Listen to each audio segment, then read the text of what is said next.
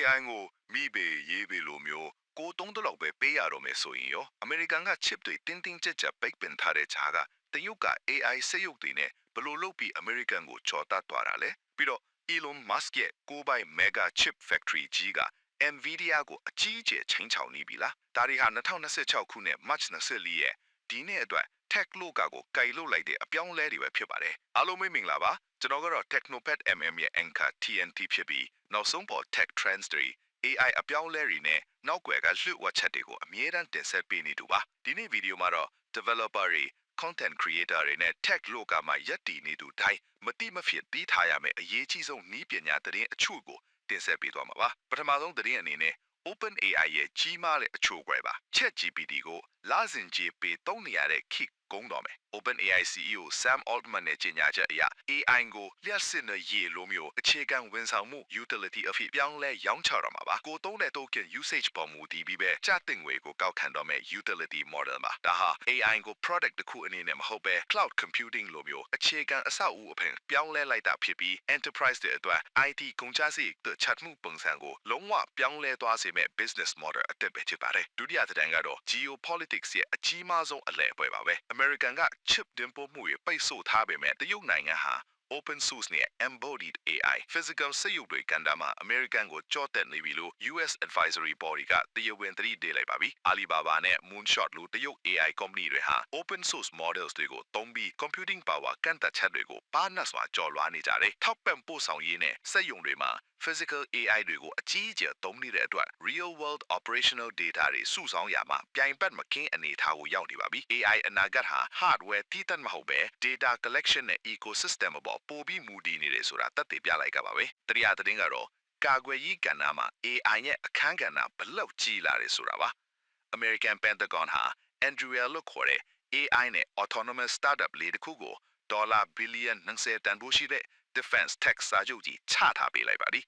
ဒါဟာ AI ကိုစမ်းသပ်မှုအဆင့်အကလက်တွေ့စစ်စင်ရေးစီကူးပြောင်းလိုက်ကဖြစ်ပြီး farm fixed price စနစ်နဲ့ချိုးဆိုတာဖြစ်လို့ startup တွေအနေနဲ့ scalability ကိုအထူးဂရုစိုက်ရလာမယ့်အနေအထားဖြစ်သွားပါပြီအကျိုးဆက်ကတော့ Boeing နဲ့ Lockheed Martin လိုရိုးရိုးလက်နက်ကုမ္ပဏီကြီးတွေကို AI startup တွေကချိန်ချောက်လာမယ့်အနေအထားဖြစ်သွားပါပြီ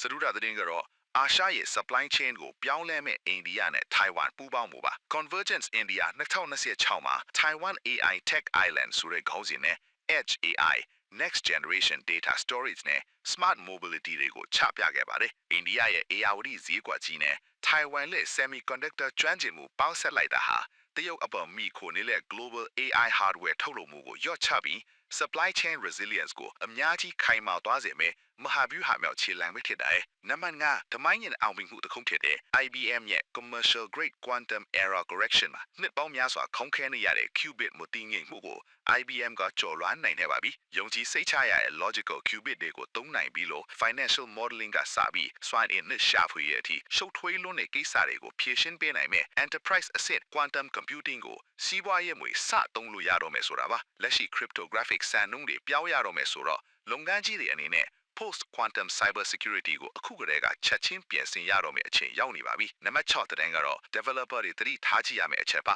Google DeepMind ကလက်ရှိ LLM တွေအသက်ရှင်နေတဲ့ transformer model ကိုအစားထိုးမဲ့ liquid state AI architecture အသစ်ကိုမိတ်ဆက်လိုက်ပါပြီဒီ architecture အသစ်က data တွေကို real time လေ့လာသင်ယူနိုင်ပြီး computing power လိုအပ်ချက်ကိုတိတိတသားလွတ်ချပေးတယ်ဆိုလိုတာက cloud data center ကြီးတွေကိုအားကိုးစရာမလိုတော့ပဲကိုယ့်ရဲ့ smartphone စက်ရုံတုံးစက်ရုံလို edge device တွေပေါ်မှာပဲအဆင့်အမြင့် AI ကို power အပြည့်နဲ့ run လို့ရတော့မှာပါ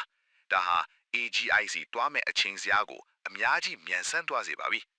နောက်ဆုံးသတင်းမှာ Elon Musk ရဲ့ ARD Mega Chip Factory ကြီးအကြောင်းပါ Tesla SpaceX နဲ့ XAI တို့အပေါ်လိုအပ်တဲ့ AI တွက်ချက်မှုတွေကိုပင်ပကအထူးသဖြင့် Nvidia ကိုစီကဝဲမဲ့ထားပါ in-house custom silicon တွေထုတ်ဖို့ vertically integrated supply chain ကိုတည်ဆောက်လိုက်တာပါဒါဟာစွမ်းအင်ကိုမြင့်တင်ပြီးကုန်ကျစရိတ်ကိုရော့ချတာမှာမက global semiconductor ထုတ်လုပ်မှုပြိုင်ပွဲကြီးကိုတိုက်ရိုက်ရင်ဆိုင်ဖို့နဲ့ခြေလှမ်းပြီးဖြစ်သွားပါပြီကဲဒီပြောင်းလဲတွေကဘလို့တက်ရောက်လာမလဲ developer ဒါမှမဟုတ် tech enthusiast တယောက်ဆိုရင် transformer အလွန် liquid state AI နဲ့ edge computing ဘက်ကိုမျက်စိတောက်ထောက်ကြည့်ထားဖို့လိုနေပါပြီ